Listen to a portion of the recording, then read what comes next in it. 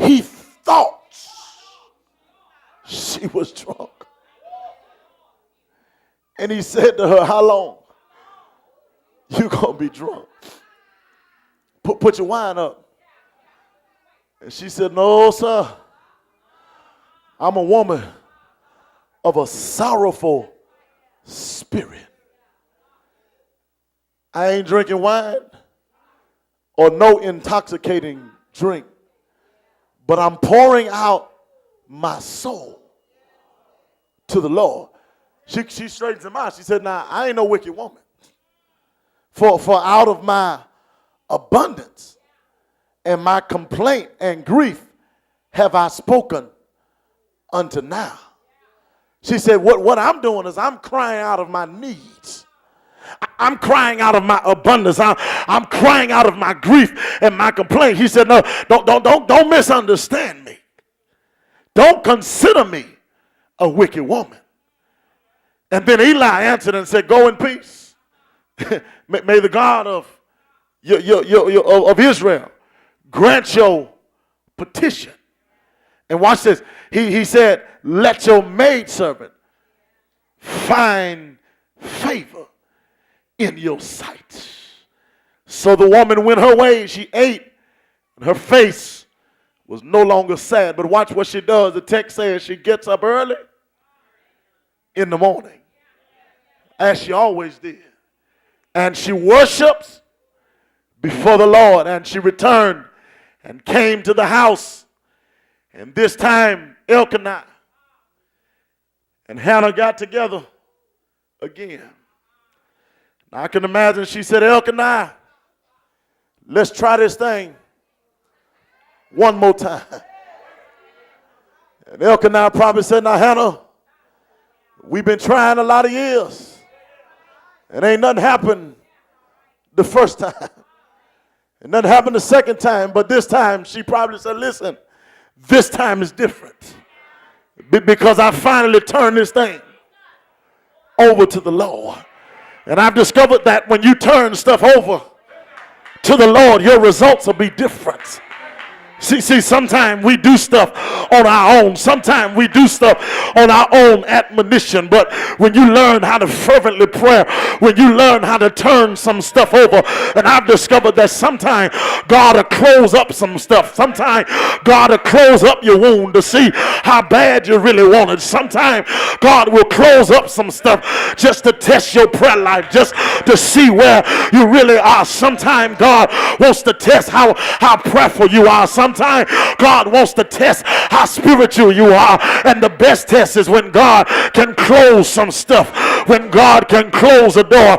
Can you pray for God to open the door? Sometimes God has to close up some wounds. And that's what he did for Hannah. He closed up her wound to see how bad she really wanted it. And I stopped by to ask a woman in this place today, has God ever closed up anything to you? Has God ever closed up some stuff in your life? But sometimes God is just testing you to see how bad you really want it. Sometimes God wants to know what kind of prayer warrior you really are, because anybody can holler, I love the Lord. Anybody can say, I know how to pray. But sometimes God will test your prayer life.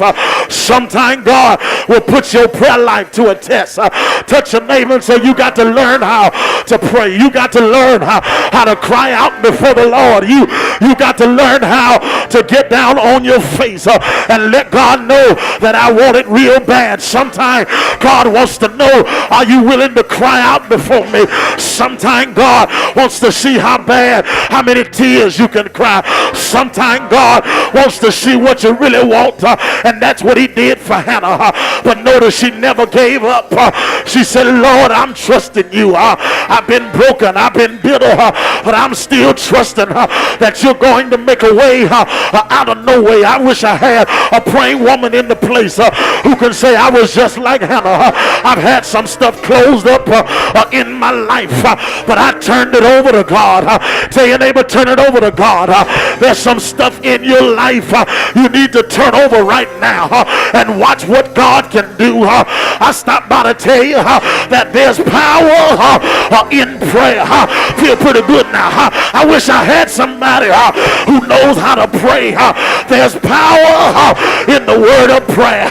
Tell your neighbor, much power, much prayer, much power, little prayer, little power. Is there anybody who knows what prayer can do? Tell your neighbor, I was barren, but I turned it over, and God blessed my wound. Touch your neighbor and say, neighbor, God will bless your wound. God will bless your life. Won't he do it? Won't he do it? Won't he do it? Is there anybody in the building that can testify that God will bless your life? Are you praying? Grab your neighbor by the hand and say, neighbor, keep on praying, keep on praying, and watch God bring you out. Watch God bring you out. Won't he do it? Won't he do it? I wish I had somebody who can testify that he did it just for me. He did it just for me.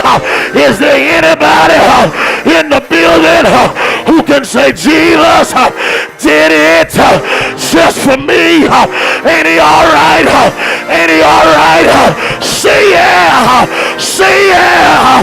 Oh yeah. Won't he do it? Won't he do it? Won't he do it? Yeah. Yes he will. Yes he will. Yes he will. Yes he will. Yes he will. Tell your neighbor, keep praying.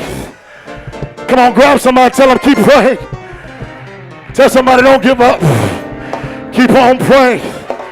When your wounds shut up, when doors are closed, keep on praying, because God is able. Grab your neighbor and say, God is able. He's able. Now look at your neighbor and say, neighbor, if he did it for me, he'll do it for you. Won't he do it? Won't he do it? Won't he do it? Say yeah. Say yeah. Say yeah. Won't he do it? Won't he do it? Yeah. Yeah. Yeah.